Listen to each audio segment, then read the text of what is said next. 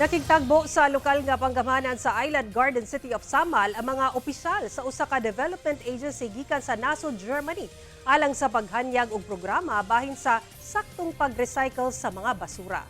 Sa impormasyon gikan sa lokal nga panggamahanan nga nakuha sa GMA Superradyo Davao, ginganlan og demonstration project on deposit return system ang programa kung asa dunay kuhaon nga deposito sa matag plastic container nga paliton niini ug iuli sab ang maong deposito sa higayon nga ibalik o ibutang sa gitaganang lugar ang gipalit nga plastic container. Ang maong programa kabahin sa 60 million EU-PH Green Economy Partnership ilalom sa Global Gateway Program sa Europe nga nagtinguha sa usa ka green economy nga nasod alang sa pagkabot sa malungtarong paglabo.